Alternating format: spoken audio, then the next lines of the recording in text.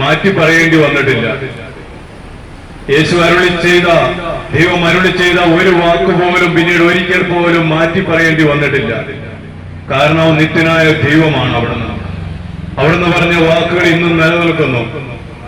ഇന്നും അവയുടെ അതിലൂടെയുള്ള ജീവൻ മനുഷ്യവംശത്തിന്റെ ഹൃദയത്തിലേക്ക് ഒഴുകുന്നു. ഈ വചനത്തിന്റെ പ്രത്യേകതയുണ്ട്. അവിടുന്ന് അരുളി ചെയ്ത വാക്ക്, വചനം, അത് ആത്മാവും ജീവനുമാണ്. അതിലടങ്ങിയിരിക്കുന്ന ദൈവത്തിന്റെ ആത്മാവാണ്, അതിലടങ്ങിയിരിക്കുന്ന ദൈവത്തിന്റെ ജീവനാണ്.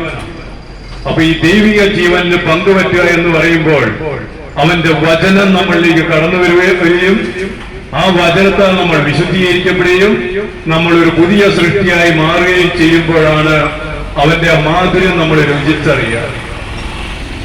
അതെപ്പോഴാണ് സാധിക്കുക? വിശ്വാസം എന്നത് കേൾവിയിൽ നിന്നും, കേൾവി ക്രിസ്തുവിനെ പറ്റിയുള്ള പ്രസംഗത്തിൽ നിന്നുമാണ്. തിരുവചനം പ്രസംഗിക്കപ്പെടുന്നില്ലെങ്കിൽ അത് കേൾക്കുവാൻ പറ്റില്ല. കേൾക്കുന്നില്ല എങ്കിൽ എങ്ങനെ വിശ്വസിക്കാൻ കഴിയും? അതിനാൽ പ്രിയമുള്ളവരെ, ഈ ലോകത്തില് മനുഷ്യനുള്ളത്തോളം കാലം ദൈവം തന്റെ തിരുഹൃദയത്തിന്റെ ഇംഗിതം എന്താണെന്ന്, മനുഷ്യനെ കുറിച്ചുള്ള പദ്ധതി എന്താണെന്ന് ഏതെങ്കിലും മനുഷ്യരിലൂടെ ലോകത്തോട് സംസാരിച്ചുകൊണ്ടേയിരിക്കും. അതിന് വലിയ ജ്ഞാനിയൊന്നും വേണമെന്നില്ല ദൈവത്തിന്. ദൈവം സൃഷ്ടിച്ച ഏതൊരു മനുഷ്യനെയും, അവൻ പണ്ഡിതനായിക്കോട്ടെ പാമരനായിക്കോട്ടെ, അവൻ ഏതവസ്ഥയിലുള്ള ഏതൊരു വ്യക്തിയെയും തെരഞ്ഞെടുത്തുകൊണ്ട് തന്റെ ആത്മാവിനെ നിവേശിപ്പിച്ചുകൊണ്ട് ഈ ആത്മാവ് ഈ മനുഷ്യൻ നിന്നുകൊണ്ട് ഏറ്റവും നിസ്സാരനായ മനുഷ്യന്റെ ഉള്ളിൽ വസിച്ചുകൊണ്ട് അവൻ ലോകത്തോട് പ്രഘോഷിക്കും എന്ത് അത്യുന്നതനായ ദൈവത്തിന്റെ തിരുഹിതം എന്താണെന്ന്, അവൻ മനുഷ്യനെ പറ്റിയുള്ള പദ്ധതി എന്താണെന്ന്. ഒരേ ഒരു കാര്യം പറയാനുള്ളൂ, പ്രിയമുള്ളവരെ, നിത്യത നമ്മെ മാടി വിളിക്കുന്നു. ഈ ജീവിതത്തിനപ്പുറം ഒരു ലോകമുണ്ട്. നമ്മുടെ നശ്വരമായ ശരീരം ഇവിടുന്ന് നമ്മളെ അഴിഞ്ഞു പോകുന്നുവെങ്കിലും അനശ്വരമായ ആ നിത്യതയിലേക്ക് നമ്മുടെ ആത്മാവ് പ്രവേശിക്കുകയാണ് മരണത്തിലൂടെ. അവിടെ നമ്മുടെ സ്വർഗീയ പിതാവിനോടൊപ്പം നമ്മൾ നിത്യകാലവും വസിക്കേണ്ടതാണ്.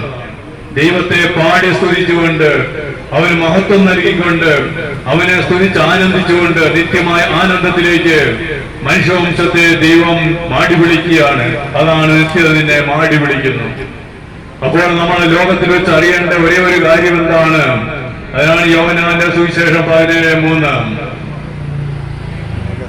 ഏകസത്യതയുമായ അവിടുത്തെയും, അതായത് എന്നെയും നമ്മളെ ഓരോരുത്തരെയും സൃഷ്ടിച്ച എല്ലാ ജാതി മതസ്ഥരെയും എല്ലാ വിഭാഗത്തിൽപ്പെട്ട മനുഷ്യനെ സൃഷ്ടിച്ച ഏകനായ കർത്താവിനെയും അവിടുന്ന് നമുക്ക് വേണ്ടി അയച്ച ദൈവം തന്നെയായ യേശു ക്രിസ്തുവിനെയും അറിയുക എന്നതാണ് നിത്യജീവൻ. അപ്പൊ ഈ അറിവിലേക്കാണ് വചനം കേൾക്കുമ്പോൾ നമ്മൾ കടന്നിരുന്നത്. ദൈവം വെളിപ്പെടുത്തുന്നില്ല എങ്കിൽ ആർക്കും ഈ നിത്യസത്യം തിരിച്ചറിയുവാനായിട്ട് സാധ്യമല്ല. എന്നാൽ നമ്മൾ ദൈവത്തോട് അടുക്കുമ്പോൾ ദൈവം നമുക്ക് ഇവരെല്ലാം വെളിപ്പെടുത്തില്ല. എങ്ങനെയാണ്? തന്റെ ആത്മാവിനെ നമുക്ക് പകർന്നു തന്നുകൊണ്ട്. യേശു 3 വർഷക്കാലം തന്റെ ശിഷ്യന്മാരെ പഠിപ്പിച്ചു. അതിന്റെ അവസാന നാളുകളിൽ ശിഷ്യന്മാരോട് പറഞ്ഞു, എനിക്ക് ഇനിയും നിങ്ങളോട് ഏറെ കാര്യങ്ങൾ പറയുവാനുണ്ട്, എന്നാൽ അത് ഗ്രഹിക്കുവാൻ നിങ്ങൾക്കിപ്പോൾ സാധ്യമല്ല.